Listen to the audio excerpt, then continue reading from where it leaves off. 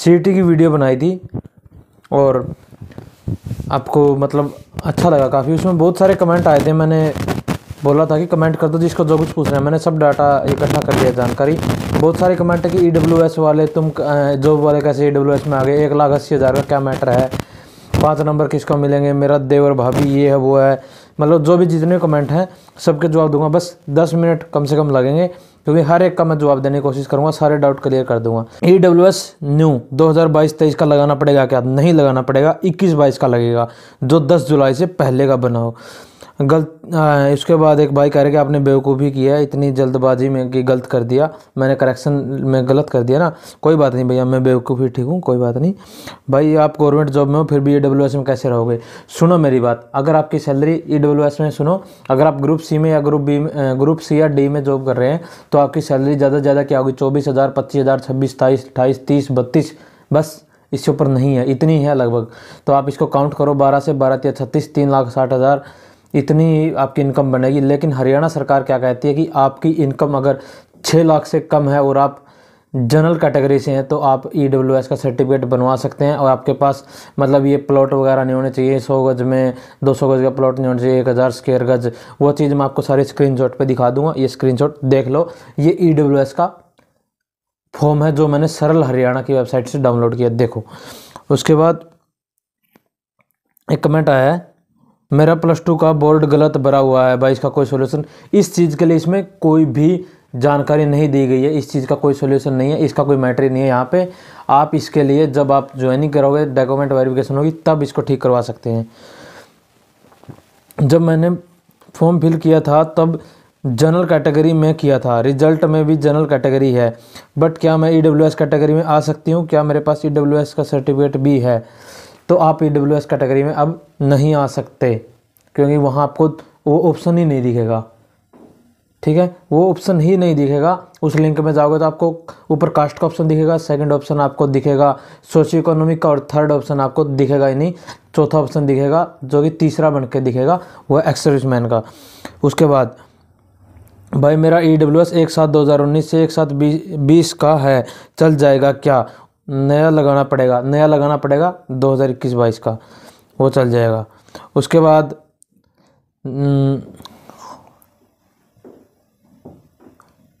मेरा already EWS में, but वो एक्सपायर हो गया था, तो क्या मुझे न्यू अपलोड करना चाहिए जो कि 2022-23 का, 21-22 का अपलोड करना है?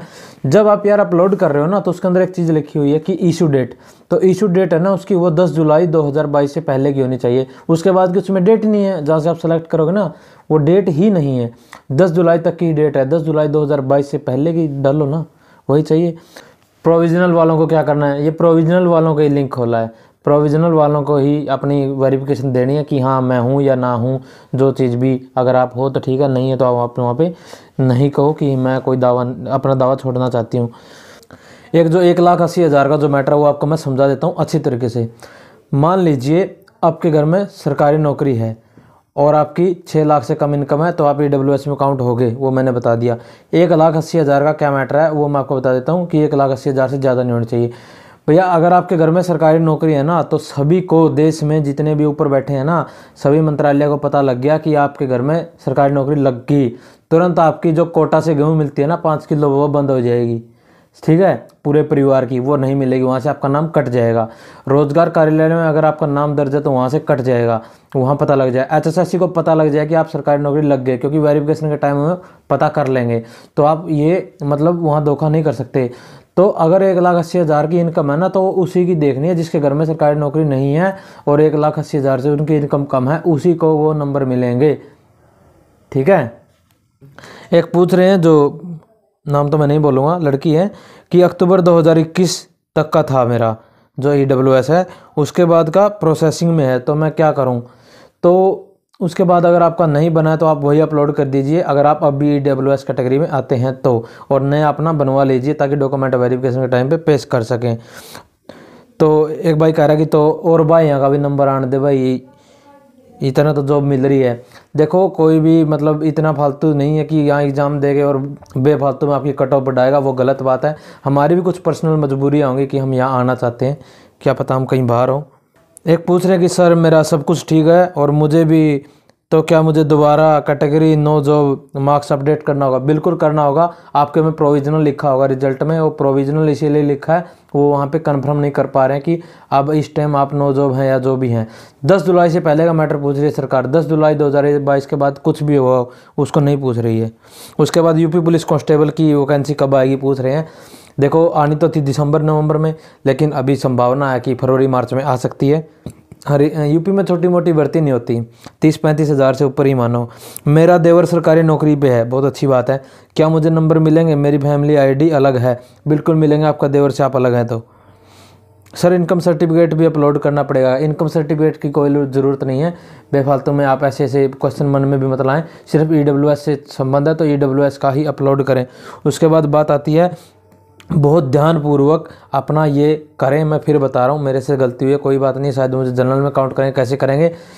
खदरी साहब का नंबर है, HSSC चेयरमैन का साहब का नंबर है, उन पे मैंने व्हाट्सअप किया है, बट सेक्रेटरी साहब को मेल किया, सभी के पास किया है। सभी एक बात बोलें कि इस टोल फ्री नंबर पे कॉल को, और 1800 पता नहीं कुछ ऐसा नंबर है, वो कॉल उठाते नहीं है, या तो लगती नहीं है, लगी तो 5-6 बार मिला है, उन्होंने उठाया नहीं। सब मुझे अच्छा नहीं लगा, मैं सीधा बोल रहा हूँ, ये बिल्कुल भी अच्छी सर्विस नहीं है। अगर किसी से बाई मिस्टेक हो भी जाता है तो उसका कुछ ना कुछ सॉल्यूशन तो देना चाहिए। रोक। अगर फादर रिटायर्ड है लेकिन कैंडिडेट की फैमिली आईडी और राशन कार्ड अलग हैं और आईडी में 1,80,000 से कम इनकम है तो क्या 5 नंबर मिलेंगे? मिलने चाहिए, ठीक है। और कोई भी गलती है तो वो जैसे +2 की वैकेंसी उसमें DMC में गलती बताई जा रही है, तो वो आप ज्वाइनिंग के टाइम पे या वेरिफिकेशन जब भी होगी उस टाइम पे आप उसको ठीक करवा सकते हैं। हमारे अदर जो भी गवर्नमेंट जॉब है उसमें तो मैंने देखा है, जिस टाइम आपकी मतलब डॉक्यूमेंट वेरिफिकेशन होती है तो उस टाइम वो आवाज़ मार मार के चिल्ला चिल्ला के बोलते हैं, किसी का फार्म में कोई गलती हो तो बताओ। अगर किसी का फार्म में कोई गलती हो रही है तो ये फार्म लो और भर के और सबूत लगा के दो। ये होती है प्रोसेस, प्रक्रिया। तो ये है। और इसके अंदर लास्ट कमेंट है कि भाई एक बार आप करके दिखाना, ये करेक्शन ये लिखा हुआ है। तो मैं आपको प्रोसेस बता देता हूँ। मेरे पास कोई डिजिटल बोर्ड तो है नहीं, मैं आपको यहाँ लेकर स्क्रीनशॉट उसके ऊपर ऐसे कर करके दिखा दूँ। भाई मैं एक छोटा सा यूट्यूबर हूँ, छोटा सा, तो मैं आपको समझा देता हूँ। जैसे ही आप गूगल क्रोम पे जाओगे तो वन टाइम हरियाणा लिखो, ऊपर सबसे पहली वेबसाइट आएगी, उसको खोलो। खोलते ही आपको वहाँ मोबाइल नंबर डालो, उसके बाद नीचे कैप्चा डालोगे तो लॉगिन करोगे तो आपका पूरा का पूरा जो प्रोफाइल है वो खुल जाएगा, जन्म पत्री खुल जाएगी आपकी। उसके नीचे आपका नाम है, उसके आपका एप्लीकेशन नंबर दिया गया, उसके आप कितने नंबर आपने प्राप्त किए हैं वो दे रखा है, सारी की सारी डिटेल उन्होंने दी हुई है। उसके बाद आप एक बार सबमिट करके तभी अंदर घुसे हो, एक चेक बॉक्स पे सबमिट करके, वो रह गया था एक स्टेप। उसके बाद आप जैसे ही अंदर घुसे हैं तो प्रोफाइल वगैरह आ गई, तो उसके नीचे आप जाओगे तो वहाँ पे 4 ऑप्शन है, जैसे कि मैंने कल वाली वीडियो में बताया था। पहला ऑप्शन कास्ट का है, जो कास्ट से अपना मतलब ये कहना चाहते हैं कि मैं जनरल में हूँ, मेरे गलती से EWS लिखा गया। और सेकंड ऑप्शन है जो वो है सोशियो इकोनॉमिक का 5 नंबर का जो फंडा है। और थर्ड ऑप्शन जो है वो EWS है। और चौथा ऑप्शन एक्स सर्विसमैन के लिए है। उसके बाद आप वहाँ से अगर फाइनल सबमिट कर देते तो दोबारा एडिट नहीं होगा, ये बात याद रखना। बस बहुत सोच समझ के 10 बार देख के तभी उसका सबमिट करना। उसके बाद सबमिट करने के बाद उसका प्रिंट निकालना है। प्रिंट निकाल के नीचे साइन का ऑप्शन है सिग्नेचर का, वहाँ साइन करके दोबारा प्रिंट वही अपलोड करना है। उसके बाद आपका फाइनल सबमिशन माना जाएगा। ये थी प्रक्रिया। तो हमारे साथ जुड़े रहिए, इसी प्रकार की इन्फॉर्मेशन और मोटिवेशनल एंड सक्सेस स्टोरी पाने के लिए। मिलते हैं आपसे जल्दी की नई वीडियो के साथ, तब तक के लिए देखते हैं। धन्यवाद। जय हिंद, भारत माता की जय।